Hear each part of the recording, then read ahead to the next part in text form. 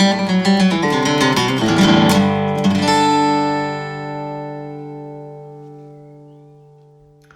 everybody, hope you're well. This is the first podcast that I've recorded for quite some time since we moved into the new house back in February.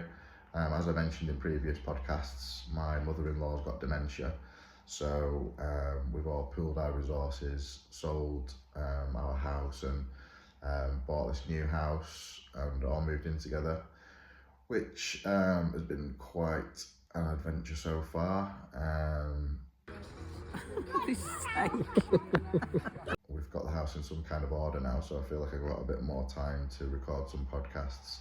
And I hope you agree that this is a good one with Bethany Ashley-Smith, who's an addiction therapist. Really enjoyed her take on addiction and recovery treatments and the support that's needed for people to get well, and all about connection, which is very much what I talk about in previous podcasts.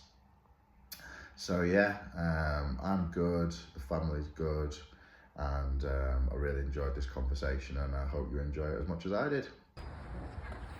They could take this ring off and then we could do tumbles into that square. Oh yeah. How's things with you? Not bad at all. I have to say, I purposely didn't think about this because then I overthink it. So Yeah. I'm like, oh shit, but I know it's the best way. Brilliant. Well, welcome to the Life in Recovery podcast. It's a very casual and informal conversation, and the reason why I wanted to talk to you was because over the years that I've been doing the podcast, the kind of the main theme really is to get people's interpretations of addiction and recovery, and what recovery treatments are out there and what different kind of modes of recovery there are, and essentially like to get your take on what you think of, with all your kind of years of experience, what do you think of the things that help people the most? Because ultimately that's the kind of message that I'm trying to get out there, is that there's not only one route to recovery. And I think it's good to get the message out there that there's different modalities for different types of people. So I think it'd be good first to just kind of get a brief overview of like what your experience is in the field, and then we'll go from there. That's okay. Oh yeah, sounds good. Brill. So can you tell us a bit about yourself and kind of what your experience is in the addiction field? Sure. So look, I first started in mental health as a mental health nurse about 20 years ago, and I didn't really know what the job entailed. I didn't know much about it. I had the grades for it, my family are nurses, so off I went. And I soon discovered that I just love working with addiction. I don't know why, I just really enjoyed it. And I was lucky enough to have my first job in a priory hospital where they had an addictions unit. And I loved it. I loved the physical aspect. I loved managing sort of detox, making sure people were physically stable. But the longer I did it, I got really intrigued about how seriously they took the therapy program. And I was able to go and support the addiction therapy program. And I really quickly retrained as an addictions therapist and kind of have worked between nursing and therapy thereafter in various ways, but mainly with addictions and eating disorders. And I just love looking at the whole package, everything it involves, because people come to me or you, I'm sure, in very different places in their journey. Yeah, they do. And I think that the kind of overview that I've built over the years, I mean, speaking from the perspective of somebody that's suffered with addictions myself and is in recovery and working in the field, I've kind of just really simplified my take on it and boiled it down to an inability to manage my emotions, really.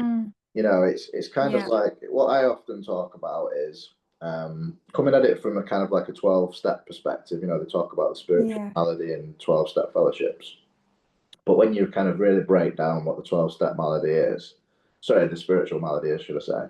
Um, it's it's essentially emotional problems and mental health problems that we then attempt to medicate with behaviours Mm, and substances that obviously become addictive and becomes mm, out of control and then starts to spiral and and ruin a person's life. And that seems to be the kind of common denominator for me, is yeah. that people that suffer with addictions Mm, tend to be people that find it very, very difficult to regulate their emotions and to yeah. talk about their issues. Is that kind of how you see it, or do you see it differently? Yeah, I do. I do. I think I do agree with that in the main. And I think there's something about not just regulating emotions, knowing how to communicate them. And something you picked up on there that has become something I've talked about a lot in treatment with people is the concept of spirituality or one spirit. And the two things that really pop up when I hear that, and they still do to this day, is I remember in my nurse training when they talked about spiritual health, and I didn't know what they meant. I thought it meant religion, really. I was sort of early 20s then. But they described it as someone, you might describe someone being in good spirits and how their outlook and their attachment is to the world around them, or they might be in low spirits where they haven't got the energy to connect or don't want or desire to. And that really summed up spirituality for me. But working in 12-step treatment centres, we used to do a workshop on it. And the other aspect, because I looked it up in the dictionary, because it's a common question. I don't think people think about it until recovery a lot of the time, but it means connection. It's all it means. And it really simplifies the 12 steps for me. Yeah, I love that. I've never actually heard that about the good spirits, but No, that's a really good way of putting it, actually. makes sense. Yeah, yeah, it does. And connection, absolutely. Connection in terms of like with people, obviously. Yeah, So, there's connection on a kind of social level. yeah, Then there's connection with whatever, is out there, higher power, universe, God, whatever you want to call it. But then also connection with yourself as well. absolutely. And I think that those three things are what you kind of get from whether it's 12-step recovery or any form of kind of self-help group or Yeah. spiritual group. I mean, I've been down a lot of different avenues with this because Mm, I'm just naturally a seeker. mm, So I've kind of got involved with Buddhism at one point in my life. Um, Obviously I still do the 12-step meetings. I've done ayahuasca, so I've been down the kind of traditional medicine mm, route. And every single time I've gone down a different avenue, it's always been, oh yeah, this is kind of exactly the same as what I'm already doing. This mm, is just all about connecting with people, but mm, ultimately it's about finding that connection with myself because mm, that's what's been lost, mm. and now I'm much further down the line. I mean, I just celebrated 15 years Wow. sobriety a couple of weeks ago. So, I've actually been sober now longer than I was drinking.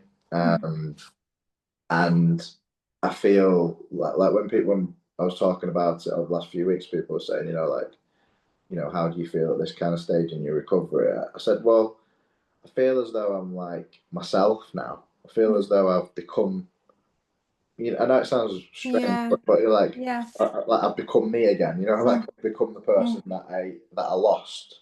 yeah, So I think that that's kind of like the aim, isn't it? mm, Is to kind of rediscover yourself and to yeah, reconnect with who you are as a person. And that isn't mm. actually that easy. I'm sure you, No. I'm sure you get a lot of that in your practice that people are very disconnected from themselves. Well, this is it. And one way that I like to work, whatever stage it becomes apparent, is with parts work. And that can look different in different models. But whether it's internal family systems or looking at ego states, it's really useful because if you look at it like that, we're not really one person. We've got lots of little, almost little people inside us that are all really important. And it's which one to listen to, how to respond to another one, which I think as a recovery journey goes on can be a challenge at times. How do you do that then? So how do you look at that? What kind of methods do you use there? Well, I mean, I think an early days one is, I think what can be quite normal when someone's looking for help is it can be a stop start. So it might be I see a client who's still in active addiction, and when they come to session on that Thursday afternoon, I'm definitely giving up that week. And it's true. That's what they're saying. That's what they believe. That's what they want at the time until something happens later in the evening or later in the week or a few weeks on where all they want is a drink in that moment. Both parts are true. That neither of them are wrong. It's true in that moment. They're parts that need different caretaking or need to be listened to or spoken to in a different way. So that's a really good starting point. But I think as like maybe people go through recovery journeys, and I don't know what your experiences of this, but I think I'm more worried when people aren't worried about their recovery and are plain sailing it than people that are having ups and downs and under lots of stress, because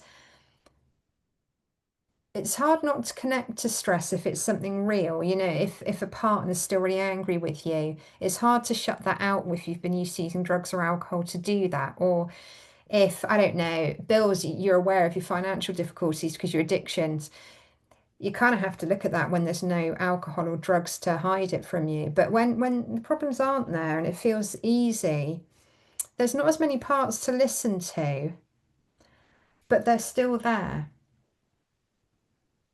Yeah, I mean, it's funny as you were saying that. Then I was thinking to myself that I don't think I ever. It's very rare that there's not something going on. Like Mm, I don't like, it's almost like I'm chasing serenity at all times. So like mm, today, for example, I've meditated a couple of times today, so I've had a bit of peace where I've just been sat in a chair, 15 minutes. I've had an afternoon nap, so I was like, I was quite relaxed when I got out of that. But mm, the rest of the day, my mind's very busy, mm, and I'm always like on to the next thing, on to the next thing, mm, and I feel like my life's kind of very much like that, and I can dramatize a lot of what's going on in my yeah, head yeah, as well. So yeah, it does. I find it difficult to manage my stresses. That's like a yeah. big thing. So Mm, yeah, if I ever hear people say, "Oh, everything's absolutely fine," or mm, if I'm feeling like everything's absolutely fine, mm.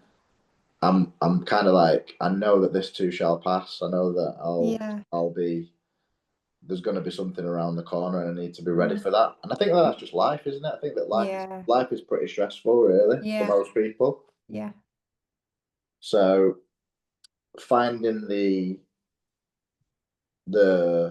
tools to deal with that is a big Mm, thing for me. And I mm, suppose that's what I wanted to talk to you a bit more about is like, mm, what do you think in your experience are the best ways of managing, um, the recovery journey, like the best ways of managing your emotions, best ways of, um, I suppose, maintaining sobriety, really. mm. Wow, that's a huge question. And I think it's just so varied the answer. Um, so I'll start somewhere and we can unfold it and see where it takes us because I don't think there is one way like you. And I think also stages of journey can vary, and I don't think one size fits all. But, one of the sort of things that can be, or for me, I've had experience throughout my career of being a controversy is the 12-step fellowships, and almost quite black and white. Either you are pro them or not. But actually, I think I really like the 12-step fellowships. I don't think they're the only way, but I do notice that clients that are willing to even give them a trial for a short period do tend to have better outcomes. So, is it the 12-step fellowships? Possibly. Is it having a community of like-minded people going in a direction you want? Probably more likely. So, whether it's a 12-step community or another supportive community, that for me is usually something that makes a huge difference early days. And that those people to check in with. The thing I like about 12 step, and it's not just that, like you say, you could perhaps, retreats, church, mosque, lots of other sort of places where there's sort of a benevolence can really lend themselves to strangers being kind to you. That is so powerful. Just that someone wants to be kind to you when you feel you're at your worst and perhaps you've got a lot of shame around your behaviours. can make a huge difference. So that's like kind of it is a number one, you know, whether it's a popular choice or not. For me, I do think it really helps. So do you often point people in that direction, like when you're there? How much kind of one-to-one involvement do you have with that person in terms of like them talking to you about what's going on for them? Do you then kind of like signpost them towards different types of recovery depending on the type of person, or would you maintain kind of like quite a long relationship with that person and help them in different ways? How does it usually work? It's different person to person. I mean, now I work in private practice and I don't just work with addiction. I mean, all of my training stems from problems that come out of addiction, but some of those problems you're going to have without being in addiction. So, like trauma, for example, or sex and relationship issues, ADHD, you know, it's not abnormal for anybody with addiction to at least have one of them at any one time in their journey. So I'm trained in that way, but it means that I get people coming to me often for services outside of addiction. But actually, when we do the assessment, there's drink or drugs at addictive levels, you know, whether it's a binge pattern or a 2 or 3 glass of wine a day habit that's norm because it isn't abnormal in society to do that. But nonetheless, it can be problematic physically, emotionally, socially, however you want to look at it. So it depends what people come to me for and why. But I think if early days, almost probably an assessment, if someone's telling me that drugs, alcohol, or behavior is a problem, I'm quite candid with saying, I'm just checking out how you feel. Would you consider a 12-step fellowship? Because if someone is willing or would like to learn more, why would I withhold that gift from them? Yeah. Number one, and that level of support. Um, for people that aren't, it's something we revisit and we understand why. Or is there a community they could bed into? Or what tools have they got if there's not people that can support around them? Yeah. And what do you think are the alternatives if somebody doesn't want or isn't willing to get that kind of community support? Well, for me, there's two things that are really special, as we said. One is the community, the other is sort of understanding yourself spiritually, just that self-connection, however that looks. And so it might be different things for different people. It might be, you know, where can you get community? And sort of really like digging into that. Would it be like a faith-based group? Would it be, I don't know, an exercise class? Would it be a hobby? Something like that. Are there friends that you haven't been in contact with for a long time because things have slipped?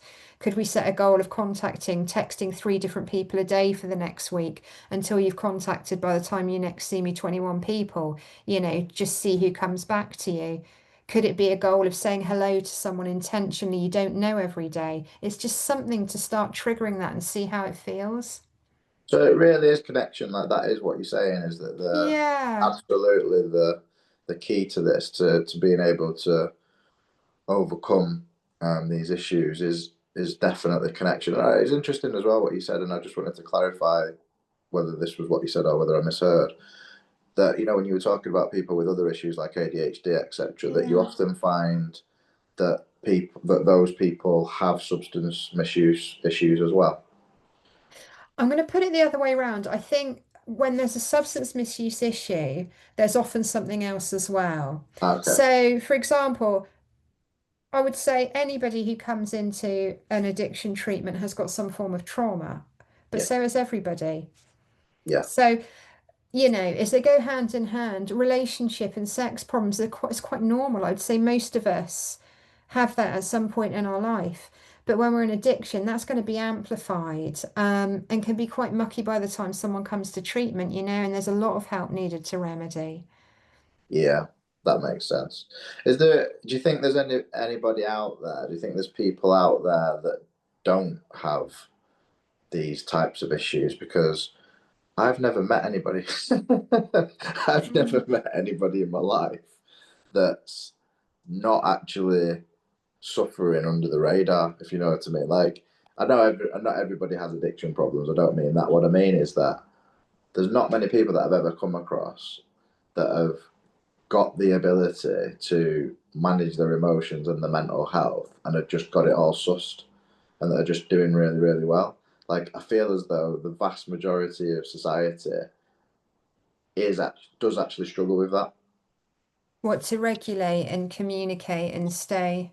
Yeah, because I Yeah. think that people don't. I think it's something that you just don't get taught. You might be very lucky that and I'm saying that I'm sure there are people out there that grow up in a household, for example, where the parents help them to learn how to Mm. regulate their emotions, and Mm. therefore they don't get these mental health issues. It's just that I don't know whether it's the spheres that I've lived my life in, Mm. but I just don't come across many of those people. Like when I get to know people on a deeper level, I find that most people struggle. Most people Mm. struggle with managing their emotions and regulating their emotions and talking about the way that they actually Mm. feel. I think Mm. probably the people out there that do well with it are, like you said, people that have got like a good community around them, people that have got Yeah. good friendship bonds, etc. Yeah, and I suppose nobody's without problem. It's great when you might have a period where it feels like that, but I guess it's the impact it has on day-to-day living, is the key bit. Um, a bit of like sort of interesting literature on that is, have you read The Body Keeps the Score by Bessel Uh, van der Kolk? no, There's a really good bit. Listen, I'm a terror. I've got ADHD myself, and I'll read half a quarter of a book and I'll go back to it and I'll 10 years later. But there's something really nice in the start of that, and it's that illustrates this. And they did um, some debriefing with children that witnessed 9/11 who were in the vicinity, saw it. And so very soon after the event, they did some art therapy with these kids to sort of, God, what can we do? We don't want these kids traumatized. And they discovered something really interesting, because not all children were traumatized by it. They all witnessed it, didn't traumatize everyone that saw it. So they're looking at what the factors are. Um, and it really, really illustrates that children who are able to adapt through trauma without it stunting them developmentally in some way, it's how stable things are in the backdrop. So yeah, life can be really difficult and emotions are difficult, whether it's communication or regulation. But I think it's A, our roots and how they were stabilized, and B, as we go through life, have we got that stability behind us to allow us to do these things? And the very nature of addiction makes us more unstable and unpredictable. So, like you say, it goes hand in hand with increasing that dysregulation. so that's massively interesting. So basically, the children that were state that had a stable kind of emotional life Yeah, weren't traumatized by such a massively traumatic thing. not so much, That's no. amazing. That is amazing.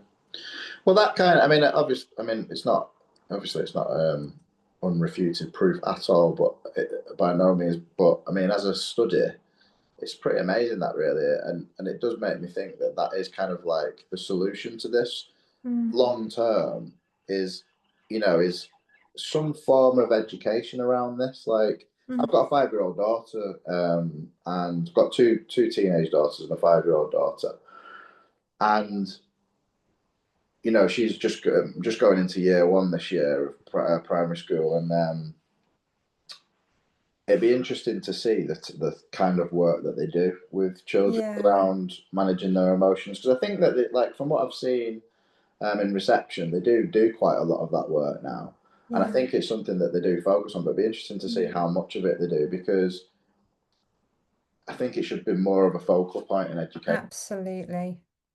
100%. My biggest beef with the education system is that they do health, they do lots of things, they do sex. Do they do relationship classes? No. Do they do financial budget classes? No. And I think they're two things that are a real struggle when you come into adult life, um, especially in a diverse community. Yeah, couldn't agree more.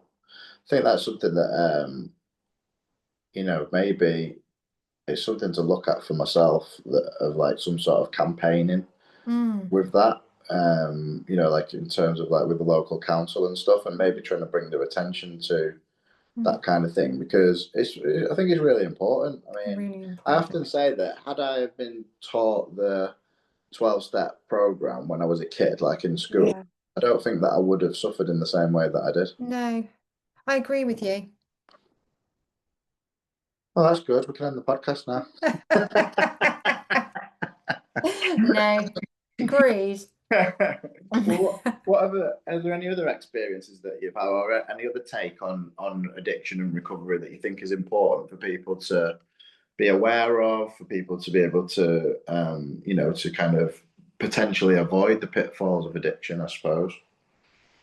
Yeah, I think more generically, because look, I could go down any rabbit hole with this.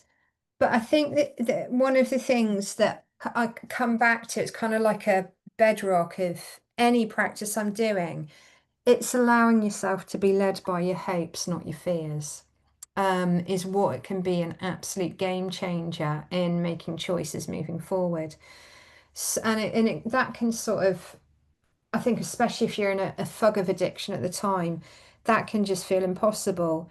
Um, just thinking sort of I don't know, stereotypical, someone who's, well, why don't you want to go out drinking? Because I just don't want to, I like it. But if you can really sort of get on board with that and understand what it is that's likable about a lifestyle that's causing harm, because usually at that point, if when we're calling something addiction, it's harmful, is, I guess, understanding what the fear of giving up is and changing it to a hope of what you're hoping to achieve, is a game changer. And I don't think that ever ends, whether it's, even before you've made a decision to commit to some sort of life change, whether it's a year in and you're sort of finding your feet, or whether it's 10 years down the track and you're finding your relationship stale, or your kids moved out of home, or you've lost your job. I think that motivation of hope can be like a real recovery ethic. I love that. I mean, that is exactly my experience of the first meeting that I ever went. Mm, I came away with a feeling of hope that mm, I hadn't had for years and years and years. So I think that you're absolutely on the money there. And it's so interesting listening to somebody who's not actually in recovery, but has a positive view of the 12 steps, and it's yeah. all the things that go through my mind. Mm, My absolute take on recovery is exactly what you just said. yeah. So I think that really does say to me that it is the way forward. Yeah. It is the way forward. I sorry, to add on to that is so I don't hear it so often these days, but the other day someone said something I used to hear frequently about, I must be so sad doing your job, hearing all that misery. I'm like, absolutely not. People come to me with a seed of hope, otherwise they wouldn't even bother picking up the phone to talk to me. And it just opens the door to life-changing experiences that I get to witness every day. That's And brilliant. choices, people making choices. It's like, have you seen the film Leaving Las Vegas? Yeah, yeah, I admire that guy so much for just being real yeah, yeah, and getting on with it and not implicating family, making a choice. That is powerful to me. yeah. That is very powerful. Yeah, brilliant. Oh well, thank you very much for today. I'm so glad that you've been able to spare a bit of time for me, and that we've got Pleasure. together for a great conversation. Mm. Yeah, it's been great. So where can we find you online if anybody wants to get in contact with you? Sure. So you can find me on LinkedIn. You can Google me. I'm Bethany Ashley-Smith. If you Google it with addiction, I will come up. And love to hear from people. Oh, brilliant. Well, thanks very much, Bethany. It's been a pleasure today. Thanks a lot. Thank you. Thanks a lot. Cheers.